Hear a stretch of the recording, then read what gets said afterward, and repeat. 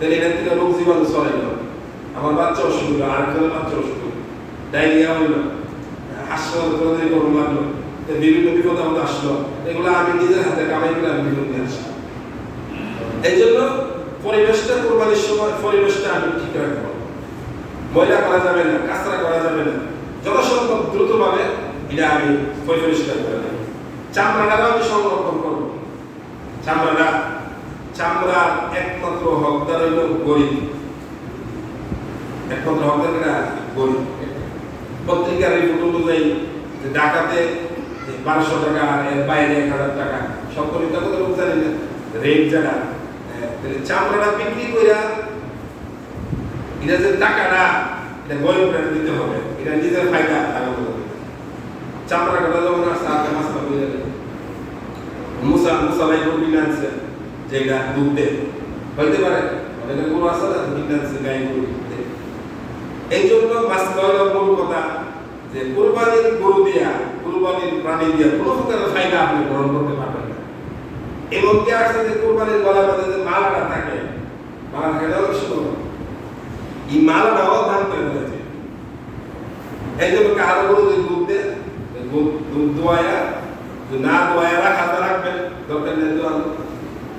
আর যদি দোয়ান লাগে এই দুধ রাখলে জিগরা দিলে সব করবে। আল্লাহ তাআলা এই কুরবানি আমাদেরকে দান করছে। কুরবানির মাংস, আকিকার মাংস দুটাই করব। অনেকে বলে আকিকার মাংস কি করতাম, কুরবানির সাথে আকিকা দেওয়া যায় কিনা।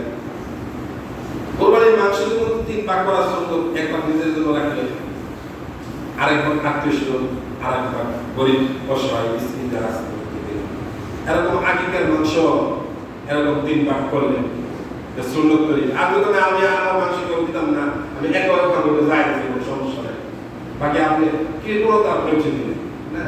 কারণ কুরবানির অর্থ কি? কুরবান করা। পশুর কুরবানি করার সাথে সাথে আমার আত্মাটাও কি করা? কুরবান করা, বিলীন হয়ে যাওয়া আল্লাহ তাআলার জন্য।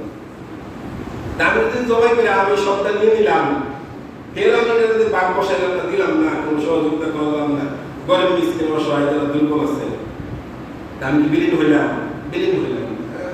এই জন্য আত্মীয়স্বজনের খোঁজ খবর নিব, প্রাণী তো আমরা কিনবো, প্রাণীগুলা আরেকটা মাছটা আসছে শরীরের মাছটা, কিছুদিন আগে জিজ্ঞাসা করছে শাহাদ ভাই, আমাদের জিজ্ঞাসা করছে শরীরের কেনা কি বলছে মোবাইলে বা কোন হুজুরের বাক্যে জানি না, আমি শরীরে কুরবানি দেওয়া যাবে। হাদিস দেন 1358 হাদিস, মুসলিম শরীফের হাদিস। عن جابر بن عبد الله رضي الله تعالى عنه قال حجزنا مع رسول الله صلى الله عليه وسلم فنحرنا البعيرة عن 7 والبقرة عن 7।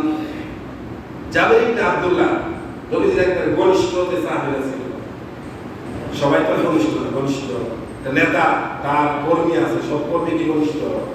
সব কর্মী কিন্তু ঘনিষ্ঠ হবে না। তাহলে ঘনিষ্ঠ সাহাবী যারা, তাদেরকে জাবের ইবনে আব্দুল্লাহ বলেছে, উনি বলতেছে যে আমরা হাজাজনা মা রাসূলুল্লাহ সাল্লাল্লাহু আলাইহি ওয়াসাল্লাম, আমরা নবীর সাথে আমরা হজ করছি, নবীর সাথে একসাথে আমরা হজ করছি, বিদায় হজ যেটাকে বলা হয়, এই হজ আমরা করছি।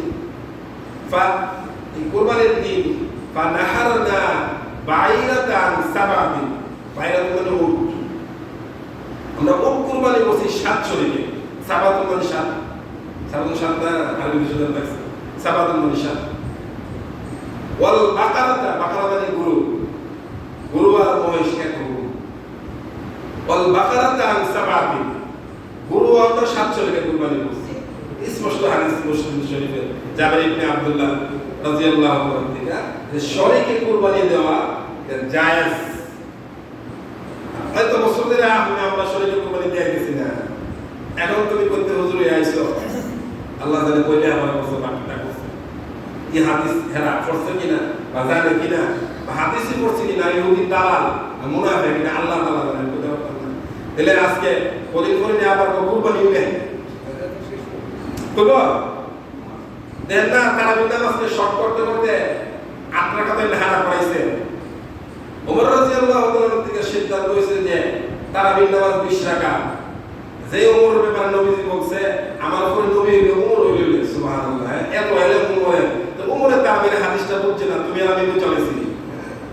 তাহলে কোরবানির হাদিসটা জাবের ইবনে আব্দুল্লাহ বুঝছে না, তুমি বুঝে লাইছো না।